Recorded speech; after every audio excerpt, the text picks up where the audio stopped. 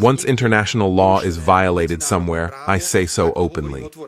Mr. Prime Minister, I have stated openly that international law was also grossly violated in the aggression against Iraq, and I withdrew Slovak soldiers from the Iraqi mission as Prime Minister, because this is a principled position.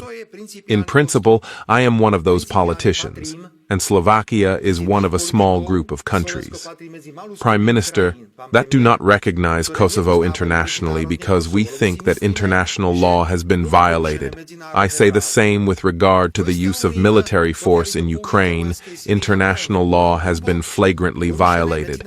But please, let's not be so one-sided. I am the Prime Minister of a government that is not large. I have neither fighter jets nor tanks on a scale that would allow me to deal with the international situation by force. We can only respond to the international situation by demanding strict compliance with international law. So if Russia has violated this right, then it needs to be said openly, as we are saying with Kosovo, or as we are saying with Iraq. I will go to Moscow on the 9th to pay my respects to the people who died during the liberation of Slovakia and Czechoslovakia.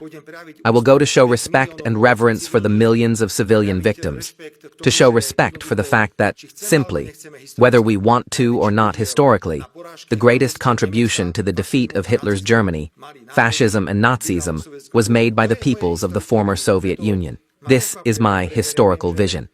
That is why the Prime Minister surprises me. I know that this is a sensitive subject for many, that I have read the statement by the High Representative of the European Union, Mrs. Kallas.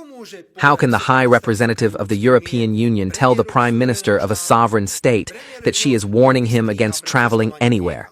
How can he say that? And that supposedly it will not be taken lightly. What does that mean? After all, we are sovereign countries. I would not in my life dare to criticize the Prime Minister of your country if he decides to take a step that is based on historical truth.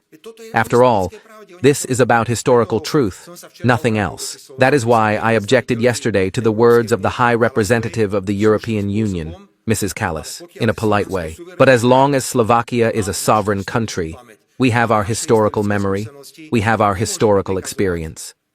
I cannot be ordered around by the Commissioner of the European Union, the Commissioner. She is a member of the committee on what to do or what not to do. I feel absolutely totally comfortable about my extra visit. After all, we have to have a dialogue. We also need to talk to the other side about what the options are. In December 2004, I visited Moscow and I met with Russian President Putin, and that was a seriously important conversation. It was about gas, it was about war, it was about the possibility of ceasefires. I had first-hand information. We have to talk. We have to have fun, but we also have to have the ability. In these talks to speak our position, yes, violation of international law. We look at it differently.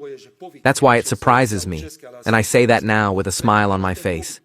Such a nice Slovak word, I will say. I don't know if it's Slovak or Czech, but it's probably Slovak. I am surprised at the habit, or perhaps some other expression I would use, that causes me to go simply to lay a wreath at the tomb of the unknown soldier in Moscow, that I want to visit the sites in Moscow that were associated with the counteroffensive of December 6, 1941, and that I want to go in the afternoon to make it clear to the March of the Immortals.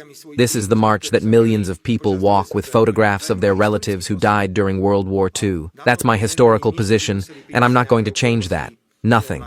There would have to be some circumstances. I don't know what the events in Ukraine will be like. We will send the appropriate representation of the state there if there is something in Kiev.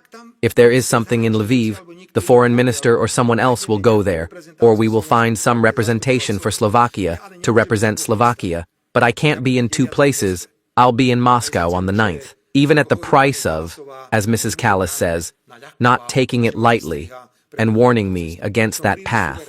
I am too sovereign, and I have been in politics too long to be told what to do and what not to do.